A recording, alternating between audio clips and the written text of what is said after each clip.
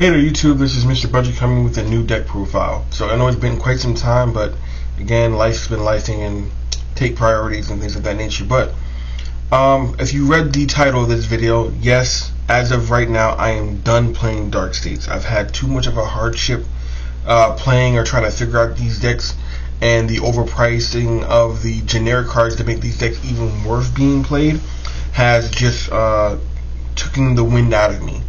So until Dark States gets some better support, or these decks, or the main decks get better support down the road, I am done playing Dark States. I'm done banging my head against the wall trying to make these things a lot better than Bushiroad is just not letting them be. So I decided, why not dabble into another nation? So by the deck today and the mat that you see here, that can be an indicator that I'm trying my hand in Keter Sanctuary and Dragon Empire. But for today, we're doing a Keter Sanctuary deck, one deck that I've held on to for quite some time since it's been released. I like the playstyle. It kind of reminds me of Altmile back in the day. Just the artistic viewing of the deck and things of that nature, it kind of reminds me of that. But for those who don't know, this is Luhan. This is a Soul Awakening Guard Luhan. This is his build, his deck that I came up with the new cards and things of that nature. I'm still missing a few ratio pieces. I'll be getting those Friday, hopefully. I'll do a short on which ratios that I changed out, so look forward to that. If you guys want to see my Dragon Empire picks, do keep an eye on the channel. I will have those out shortly once I get those pieces again, coming up this Friday, hopefully. But until then, so let's talk about the deck for a little while. I've added the new cards that I have into the deck. It's been playing very well. It's been very, I wouldn't say high competitive, but it's been very competitive against a lot of the things in the meta, or things that will be coming up in the meta. Like, for example, I've been playing against a lot of the Phantom decks from players from overseas who already have their hands on it. So it's been doing well in that nature. I've been keeping up with a lot of things in the meta. I haven't played against Deep Lands yet, but I have had a game against Heart Luru and did pretty well against it. But this isn't not your normal 5-attack Luhan deck. I did sacrifice the Falcon for the 5th attack because I just came to the realization that you need certain pieces in certain spots just to perform well. So I'm going to show you what I'm talking about in this video. But I had to give up the concept of the 5th attack in this deck just to get to where we are now. Are there other cards that I might slot in here and there? Evolution of the deck, yes. This is not the final form of the deck, of course, but just as of right now, I'm pretty comfortable with where the deck is now, and I would like to showcase it. So I'm going to show you what's in the deck, what's new, and what those cards do. So the ride line will always stay the same. We're still playing Grade 3 Luhan, Grade 2, 1, and 0. These will never change. Luhan needs all of these to function properly. The Grade 1 searches out any Grade 2 or less card on ride or the order and adds it to your hand. The Grade 2 reduces Luhan's first counterblast down to 1 because normally you're going to have low damage because you don't want to take a lot of damage in the early game. So that just helps. So the ride line will always stay the same. Move that off to the side.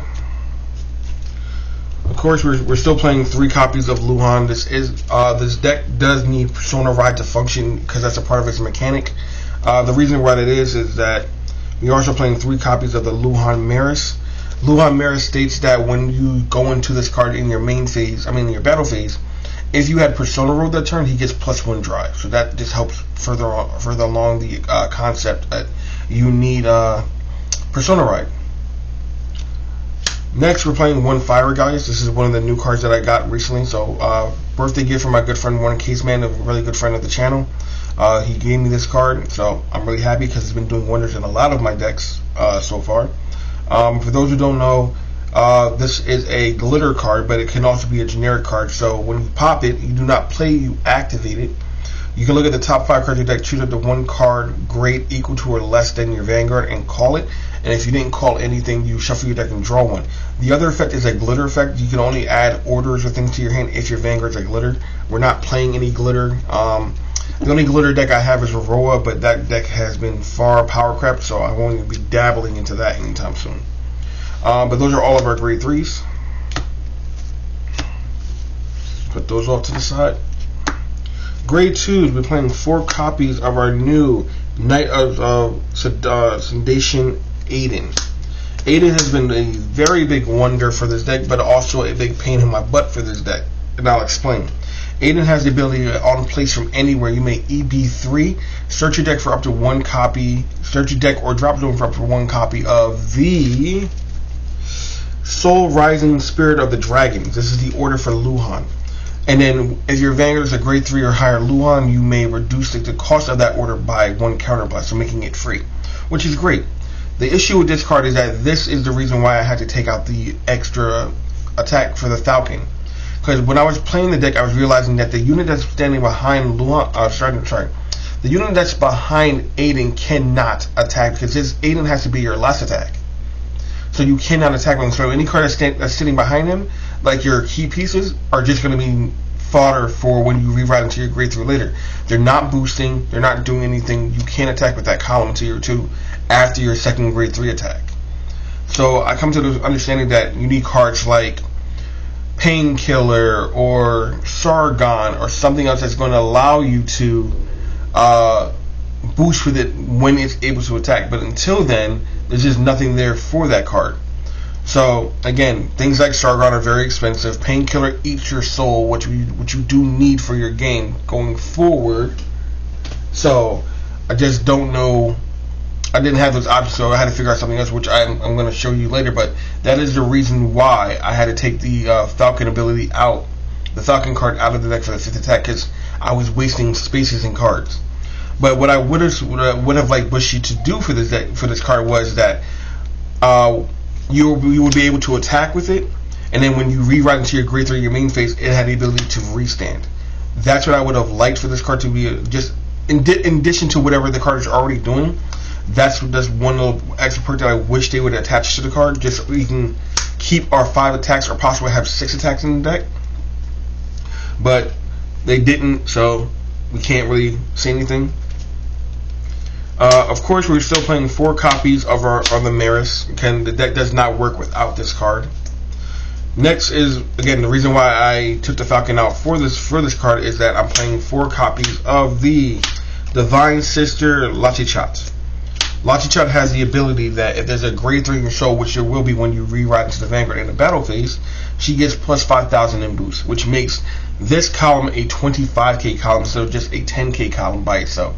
Because before, what I was doing is that when I rewrote into the grade 3 Luhan Maris, whatever card that was sitting behind Aiden would disappear because of its effect to give more power, counter charge, or whatever the effect, or even the Falcon itself to move to an open rearguard circle, which then left this card alone, only making it a 10k. Aiden also has the ability that when your Luhan Maris dry checks, whatever triggers that Luhan Maris gets, he'll also get. But the thing is, if you don't get any triggers, he's just a 10k. 20k on a Persona ride, but a 10k when just not hitting anything. So I had to give him some type of backup. That's all of our grade 2s. Move this off to the side. We're going to go right into the grade 1s. Of course, we're still playing 4 copies of our Soul Rising Spirit Dragon. That's a long name. I don't know why they gave it that name. This is this is Luan's order. This card, for those who don't know, it's a counter blast 1. Choose up to 2 normal units in your drop zone. Choose one to call. It gets plus 5,000. The other one goes to the bottom deck. This is one of the cards that helps you not deck out. But again, if you only have 1 normal unit, you can just call the 1 normal unit and give it power. But now that we have a dedicated searcher for it, I might drop this down to 3. That way, we're not really needing to. We can give space to other cards, because there are other ratios in the deck that I would like to up once I get those cards in my hand. We're still playing 4 copies of Equalate Angel. I may be pronouncing that wrong. This is one of the cards I was talking about for Aiden. The reason why I had to switch the deck up. Her ability is that when you rewrite into your Vanguard in the battle phase, you may Soul Blast 1, retire this unit, and counter charge 1. The reason, like I said, normally this card will be sitting behind Aiden, not being able to boost, and once I do that skill, it would just disappear, leaving Aiden by himself for a 10k. But now, since that's not the case, I'm able to use her more proactively, and she's able to boost and then use her skill when I re-ride. Next is one of the bread and butters of the deck. We are playing 3 copies of Benediction Sage, not to be confused with Benediction Angel. Her effect is that whenever she boosts a Luhan card, she has the ability to send a Luhan or Maris card from your drop zone to the bottom of the deck, and if you do, you may counterblast one and draw one. This is a part of your draw engine. This is one of the reasons why I don't mind not having Sargon or Painkiller Angel in the deck, because I have a dedicated +1 draw all the time. Yes, it counts for. Yes, I have to use a counter blast for it. Yes, I have to be aware of that, but at least I won't deck out. This is another card that allows you not to deck out. And then, of course, we're playing 3 PG.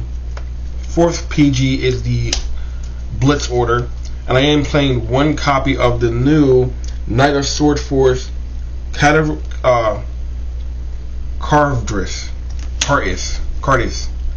I would like to bump this card up to 2, which means I'm going to drop one of these out to make another copy of him, because he has the ability that while he's in the drop zone, when your Luhan Maris dry checks a normal unit, you may return him to the bottom of the deck and then bind the draw tricking card and then add it to your hand.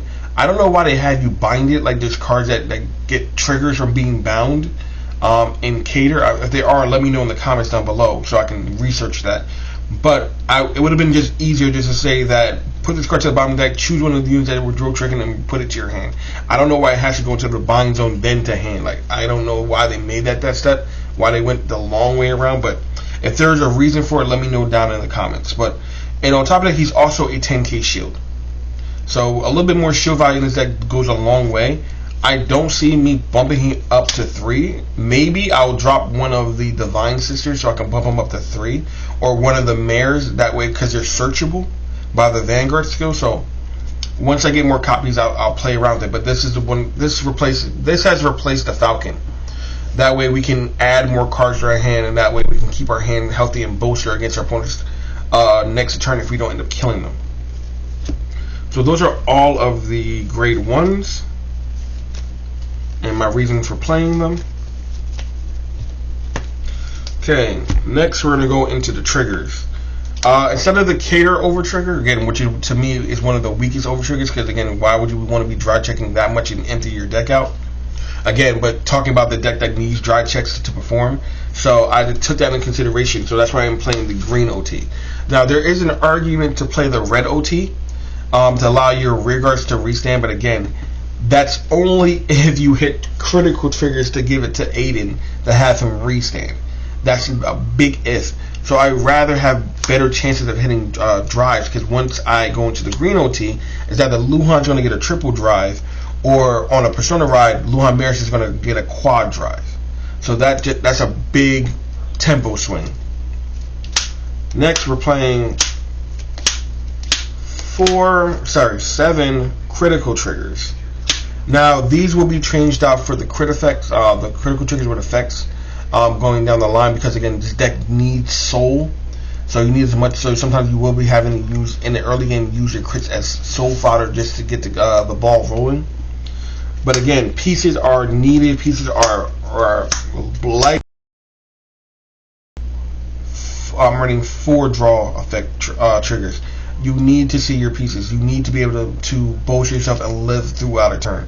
I would also recommend playing cards like the energy cyclers and things of that nature, but again, very expensive cards. If you have them, great. If you don't, draw triggers are the way to go. If you don't want to like use up all your resources just to get a single card. And of course, you could play effect heals. I personally don't like them because they're too situational. Sometimes they are great, sometimes they're not, but I would like to stay in the middle. So I'm playing just normal 4 heal. So let me explain to you how the board concept looks before this video is over. Let me move the triggers out of the way. So for example, on the Vanguard circle, you would have Luhan. Then on a rearguard circle, you would have Aiden, Mares,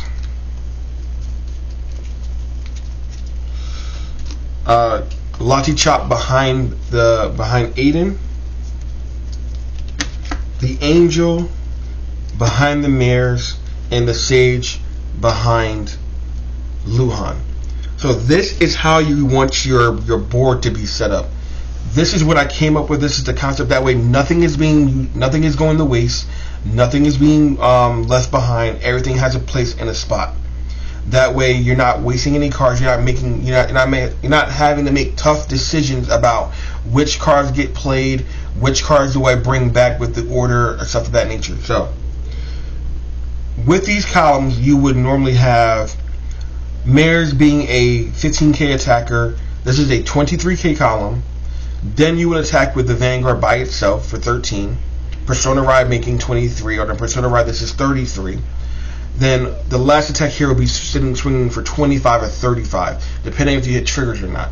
Then once you go into Luhan Mares, this column is now swinging for 36k twin drive, or 36k or 46k triple drive, and having the ability to possibly get a quad drive out of it, or whatever the case being. And if you were to use your orders, normally you'll be using your orders either to retrieve one of these 3 cards, which will bolster that column +5. So that way you're not making too many tough decisions. Now, I found out this deck is very weak against control. Most Keter decks are. I've been playing against a lot of Dragon Empire decks like Kagero, Overlord, the new Overlord Kai deck. So I'm playing against a lot of things like that. So this deck is very weak against control. Can it squeak out a win? Yes, but are you going to fight to do it? Very much so. But this is the concept that I came up with. So as you can see, there's really no room for the Falcon anymore in this version of the build. But I did come up with a concept for a fifth battle turn version of the deck. If you guys would like to see that, leave a comment down below. Leave a comment that says 5th attack, so I know that you guys are interested in seeing that build going down the road. But until then, I've been Mr. Budget. This is a new step for me going forward. I hope you guys will continue to watch. Me and see how this performs. Do look out for this Sunday or Monday. We are returning to local fights, so we will be at our locals, Gilded Raven, and you guys will see a bunch of guys there that you've seen before, and we'll be continuing our local fights, but with a spin. So first, second, and third, we'll be doing interviews and deck profiles, or why they chose the decks they chose for the week, and you guys will see an in-depth of their choices, and at the end of the video, you will see a displayed deck profile. So just in case you guys are interested in playing those as well. But until then, I've been Mr. Budget. This video has been going on long enough, and we'll see you guys here next time. Peace.